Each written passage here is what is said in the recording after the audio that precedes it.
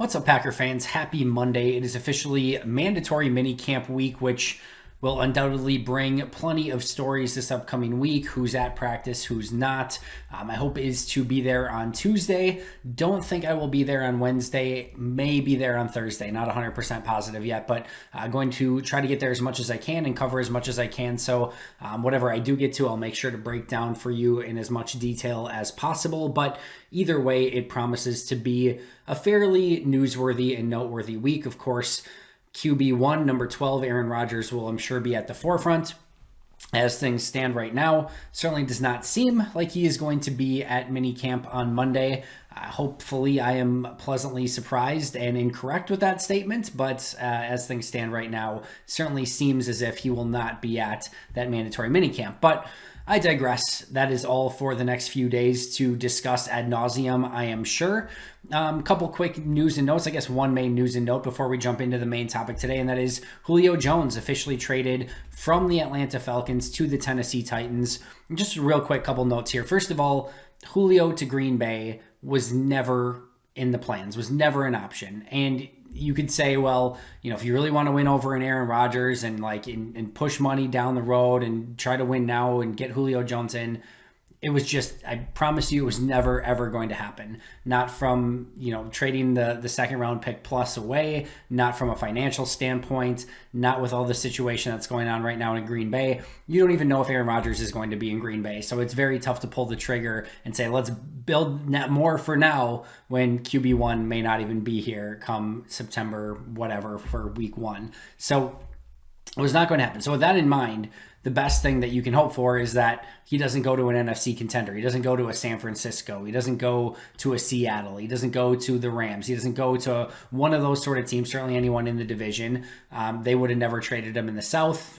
Maybe a team in the East could have used him, but you got to love the fact that he ends up in the AFC South, far enough away where you don't have to worry about Julio Jones and that somebody else paid for him. And I know that the next talking point here is, of course, it is a second-round pick for Julio Jones. Who in their right mind wouldn't give up a second-round pick for Julio Jones? And I get there's absolutely some market inefficiency here.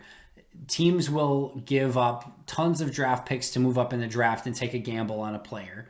And even early in the draft when they're doing that, some of those players have decent-sized contracts to begin with. So there's some mistakes being made there and there's some market inefficiencies. However, when we get to the point where a player and a team are at the stage of divorce where they know they're not going back, most teams in the NFL don't have a ton of salary cap space lying around. And you maybe have 3 or 4 teams that are bidding against each other for this particular player. And the player is over 30 years of age, has missed, I think it's 8 or 9 games in the last 2 seasons since he turned 30 years old. Seemingly has lost a little bit of a step, didn't look quite himself when he was on the field a season ago because he was battling through injuries. And when you add up over the age of 30, injuries starting to pile up a little bit, and talent on the field, production on the field going down just a little bit, mostly due to injury, still a tremendously talented player, and a huge cap hit, and a second round pick is the right value for that sort of player at this point in time with what teams are fighting for his services and things like that. It's tough to get deals done and get huge return on investment for, if you're the trading team in that scenario. Getting a second round pick and then a 4th round pick for Julio and a 6th, something in that regards, that's a pretty good value, I think, overall for Julio Jones at this point. So I like this deal for both sides. I don't think Atlanta was ever going to get a 1 in this deal, and I really like it for Tennessee. And you look at some of the splits, when I think it was when teams go light box, like 7-man box, Derrick Henry completely destroys 7-man boxes. If you're going, a 6-man box. If you go 6-man box, Derrick Henry destroys it. If you go 7-man box, A.J. Brown was one of the best in the leagues against 7-man boxes. And then Julio Jones, just an all-time freak against an 8-man box. So how do you want to defend the Tennessee Titans? And Derrick Henry, A.J. Brown, Julio Jones certainly will be a ton of fun to watch. And to me, that puts them in contention as the top team in the AFC South. And I don't think they're quite at the Buffalo, Kansas City mark. But to me, Buffalo, Kansas City, Tennessee, maybe a Baltimore, those in Cleveland, I think is in that conversation as well. If Baker plays well this year, like those are the teams that are really, competing for that top spot. The Chargers could certainly get involved in that conversation as well. But I think Tennessee really helped themselves, and I like that deal for Tennessee. And with where Julio was with his age, his contract, basically forced to trade him at this point, I think Atlanta did the best they could to try to get as much as possible. Really questionable return or like strategy overall for Atlanta this offseason. Completely in no man's land. Are they trying to win now? Are they trying to win for the future? Had the opportunity to select a quarterback as Matt Ryan's successor, completely passed on it. Get a tight end for now, then trade away Julio Jones. Just a very, very odd offseason, which I did not like whatsoever. But we'll see how it ends up. Like this deal for Tennessee. Digress way too long. I want to get to my main topic quickly here. And that is taking a look at the youth on this Packers roster, because whatever happens with Aaron Rodgers, we're starting to get to the point where even if he plays 2 or 3 more years at a high level, even if he plays, like the youth on this Packers team is really going to affect the next, 2-3 seasons. And that's not necessarily that much different from a lot of other teams, but Green Bay only has 27 players on its 90-man roster that are over the age of 25, so 26 or older. The vast majority of the players on their team are 25 years of age or younger. And some of those players well established already, whether you're looking at a Jaire Alexander, who's still only, 24, 25 years old. Kenny Clark is 25. Elgton Jenkins is 25. Darnell Savage, Rashawn Gary. All of these players, either 25 years of age or younger. So Green Bay already has some established stars on this roster who are still very young. And then they've got another group of players, whether it be an A.J. Dillon, whether it be an Eric Stokes, an Amari Rodgers, a Jordan Love, those sort of players, even like Josiah DeGuara, Jay Sternberger, Chris Barnes, Kamal Martin, Josh Myers, Royce Newman, like all of those players, Kingsley Keke, the list goes on, age 25 or under. So there are going to be a lot of players on this roster that are working to get in, either are involved in the conversation now or are working to get involved in the conversation and making an impact on this team. Green Bay needs these players to step up sooner rather than later. This cannot be a situation where, these guys are waiting 2, 3, 4 years down the line. For a player like Rashawn Gary and Darnell Savage, the time to take that next step, both good players now, the time to go from good to great is right now. If Green Bay, let's just assume Aaron Rodgers is back and playing. If Green Bay wants to go from NFC Championship team to Super Bowl team, it's players like that that have to really take that next step, elevate their game, and help Green Bay get over that hump. But as you look at this team in the long term, obviously quarterback and the franchise-altering decision and player on this roster right now is Jordan Love. 22 years of age. It's very tough to forget and easy to forget that Jordan Love is still only 22 years of age.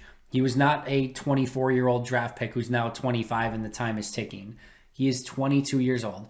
And yes, the time is ticking because you only get so many years on a cheap rookie contract and things like that. All part of the equation, but he is still only 22 years old. So as he goes through some of these growing pains and he's still working through the fundamentals and trying to go through his progressions and work on his footwork and all those sort of things, very important to remember. He is still only 22 years old. And obviously the player on this roster that likely is going to shape a massive amount of where this franchise heads over the course of the next handful plus seasons, hopefully much longer than that. Running back, you certainly have players like Kylan Hill and Patrick Taylor, Dexter Williams, things like that. But A.J. Dillon, of course, is the running back that is going to, really push the envelope with Aaron Jones and really be a great tandem with him. And then, 2 years down the line when that contract probably comes to an end for Aaron Jones, looking at really becoming the guy in Green Bay. So good hands that Green Bay is in with A.J. Dillon. I think a lot of people have kind of turned around on their assessment of that pick a little bit. And I should note, most people like the player, didn't like the evaluation of grabbing more of a power running back in the end of the second round. But I don't know of too many people that aren't happy that A.J. Dillon's on this roster right now. Wide receiver, a little bit more interesting. You have Amari Rodgers and Allen Lazard, Equanimeous St. Brown, Malik Taylor, some players like that. But, still a little bit unknown of what an Amari Rodgers is going to bring to the table. And obviously a Devontae Adams and MVS, past that 25-year mark. So, Green Bay doesn't exactly have like an abundance of youth at this position. I don't know if you know this, but they never spent a first-round pick on one. I say that facetiously for those of you on Twitter who hear about it nonstop. But yeah, this is definitely a position that you could still use an inflection of youth, but a good start with Alan Lazard and Amari Rogers. Excuse me. Tight end, Dominique Daphne, Josiah DeGuara, Jay Sternberger. 3 question marks with talent, right? Like, we don't know exactly what they're going to be, but show some talent, show some upside, and again, we'll shape that tight end room hopefully for the foreseeable future. Offensive tackle, there's a Yosh Nijman, maybe Elgton Jenkins kicks out eventually, maybe a Royce Newman can play there eventually, maybe John Runyon Jr. can play there in a pinch, but don't really have like a true tackle that is like set in stone there, anyone under age 25. So that's definitely a long-term position that they'll have to address a little bit more, although David Bakhtiari isn't going anywhere in the near future. Josh Myers, Royce Newman, John Runyon Jr., Cole Van Landen, Jake Hansen, Simon Stepaniak, Elgton Jenkins. A lot of players and a lot of draft capital spent in the last few seasons on the interior of that offensive line. So Green Bay should be pretty good there. Defensive line, Kenny Clark, Kingsley Keke, TJ Slayton. So you start developing maybe a rapport between those 3 as time goes on. Edge rusher, Rashawn Gary, Jonathan Garvin. Jonathan Garvin, only 21 years of age. Another one to remember that it's going to probably take a couple more years for him to come along, but definitely has some interesting upside and a player that I'm going to be keeping an eye on. The linebacking core, Isaiah McDuffie, Kamal Martin, Chris Barnes, Ty Summers, all age 25 or under. Cornerback, basically everyone except Kevin King. Eric Stokes, Jaire Alexander has the potential to grow into a really exciting young cornerback tandem. And then at safety, Darnell Savage, Vernon Scott, Henry Black, players like that. So this is a team that's pretty well-rounded with players 25 years of age or under. Outside of maybe offensive tackle, wide receiver could use a little bit of depth. And obviously positions like quarterback and tight end and inside linebacker all have question marks, and there's not a lot of guarantees there. But I think when you start looking at the fact that this is a team that, again, with some of the youth, that Jaire Alexander, Kenny Clark, Elgton Jenkins, Darnell Savage, Rashawn Gary, A.J. Dillon, Eric Stokes, Amari Rogers, like those players are Josh Myers, all 25 or under. And then you still have the wild card or the lottery ticket, if you will, in Jordan Love as well. Like, there's a lot of talent on this team that's still young, developing, and is hopefully going to help Green Bay grow and get over this hump to try to, either this year or eventually win a Super Bowl. Number 12 is going to have a lot to say with that and what happens eventually with Aaron Rodgers. For those of you who are sick of the Aaron Rodgers topic, you can thank me below. I had a full Aaron Rodgers topic ready to go for today. I said, not doing it. I'm going to go in a different direction. Mostly buoyed by the fact that I got to watch the U.S. men's national team beat Mexico in one of the most drunk games of any sport that I have ever seen. From a fan jumping off a balcony at halftime to the ridiculous fan behavior with throwing bottles, from crazy penalty kicks and reversals and VAR and offsides and goals taken away and just everything. PKs being saved at the end, not extra time, I should say, not overtime. Crazy game. I'm going on a tangent here, but my thought process is seeing all those young American players and what they could be in the future. Wanted to take a look at the youth of this Packers team, what hopefully they could be in the future as well. My hopes are high for the U.S. men's national team. My hopes are high for the Green Bay Packers. I hope yours are as well. We've got a lot to talk about this next week, so make sure to join me here. Subscribe if you haven't already. I'll be right back here tomorrow on an all-new edition of the Pack-A-Day podcast, probably talking about whether Aaron Rodgers is at minicamp or not. Spoiler alert, he's probably not. But until next time, and as always, go Pack Go.